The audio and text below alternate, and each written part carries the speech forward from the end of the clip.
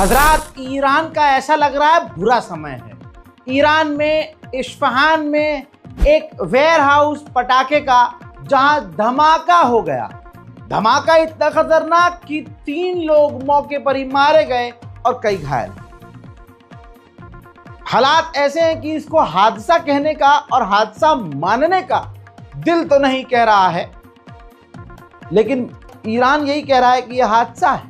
उसके हिसाब से तो हादसा वो भी था जो 70 लोग मारे गए, लेकिन क्या ही कह सकते हैं, ईरान कह रहा है तो कह रहा है। उधर फ्रांस भी ईरान को धमका रहा है। फ्रांस ने कहा है कि अगर अमेरिका के साथ ईरान की न्यूक्लियर डील नहीं होती है तो हम ईरान पर और प्रतिबंध लगाएंगे। अच्छी बात ये रही कि ईरान में जो वो पोर्ट पर धमाका हुआ बंदर अब्बास पर, उस धमाके के बाद तमाम देश जो हैं ईरान के साथ खड़े हुए नजर आए।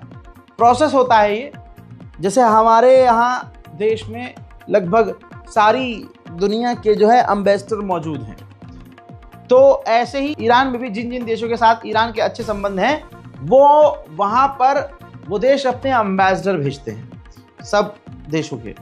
ऐसे में ये तस्वीर देखिए, ये तमाम विदेशी एम्बेसडर हैं, अलग अलग देशों के एम्बेसडर हैं जो लाइन में लगे हैं ईरान को ऑफिशियली ये बताने के लिए कि आपके साथ जो हुआ है वो गलत हुआ है और हम हर तरह से आपके साथ हैं। जी मेरे दोस्तों, ईरान के दफ्तर में कई ऐसे विदेशी एम्बेसडर ये सारे खड़े हुए हैं जो साइन कर रहे हैं और संवेदना व्यक्त कर रहे हैं कि जो आपके साथ हुआ वो गलत है और हमारा मुल्क आपके साथ खड़ा है। उधर बर्तानिया के पोर्ट डियागो गार्सिया का नया सैटेलाइट इमेज आया है। 2 सेक्शन में ये फोटो है।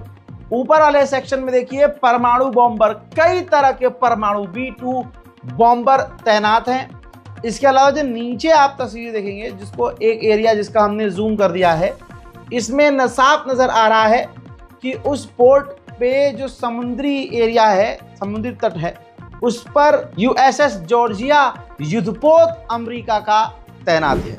वहीं हजरात, कश्मीर से आपको अब हम लाइव अपडेट देंगे कश्मीर के मामले में। पहलगाम को लेकर, कश्मीर को लेकर जो प्रोपेगेंडा फैलाया जा रहा है, इस 5 साल के करियर में पहली बार मैं ग्राउंड जीरो पर पहली बार उतर रहा हूं और मैंने अपने इंस्टाग्राम पर लोगों से पूछा था एक स्टोरी के जरिए, तो लोगों ने कहा कि भाई आपको उतरना चाहिए, अब आपके लिए काम कर रहे हैं। हालांकि कहा जा रहा है रिस्की है, बट ठीक है, कोई बात नहीं है। तो दोस्तों, अब हमारे अपडेट का समय नहीं होगा कि हम कब अपलोड कर दें, क्या मिल जाए, हम क्या अपलोड कर दें आपको तुरंत, हैं। तो चैनल से जुड़े रहिएगा रजा ग्राफी अनस्क्रिप्टेड से, और तमाम लोगों तक शेयर कीजिए और बताइए उनको कि ये रजा ग्राफी अनस्क्रिप्टेड है। जान हथेली पे लेकर हमारे लिए कुछ सच दिखाने के लिए पहली बार ज़मीन पर उतर रहा है, हमें इसका साथ देना है। मुझे तमाम भारतवासियों का साथ चाहिए। खबर में आगे बढ़ते हुए बता दूं कि बड़ा कदम उठाया है इजराइल ने। इजराइल ने दर्जनों ईरानी जासूसों को गिरफ्तार किया है, जो ईरान जो है इजराइलियों को पैसा देकर इजराइल की जासूसी करवा रहा था।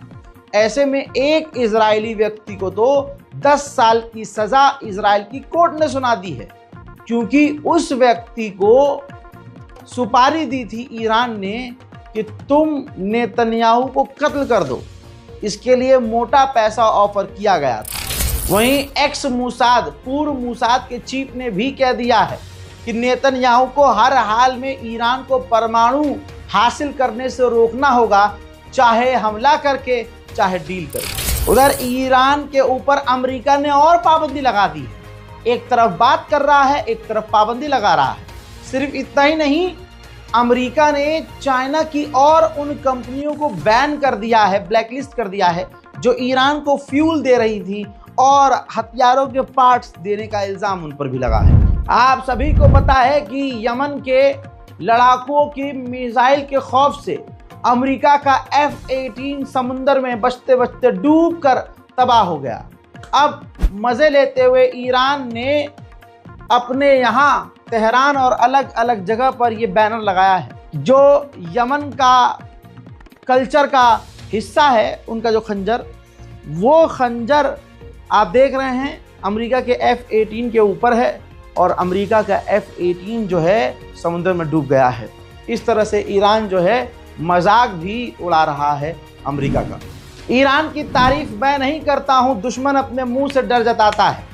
रिपोर्ट आपकी स्क्रीन पर इसलिए ताकि बहुत सारे ईरान के विरोधी मुस्लिम भी हैं जिनको लगता है कि मतलब बढ़ा चढ़ा कर बताया जाता है। लो हजरात, इजराइल ने खुद, इजराइल के अखबार मीडिया वल्ला ने खुद कंफर्म किया है कि ईरान के पास 2000 बैलिस्टिक कैपेबल मिसाइल है, जिसके पास इतनी ताकत है, 2000 मिसाइलें हैं ईरान के पास, जो कि इजराइल बड़े आराम से पहुंच सकती है।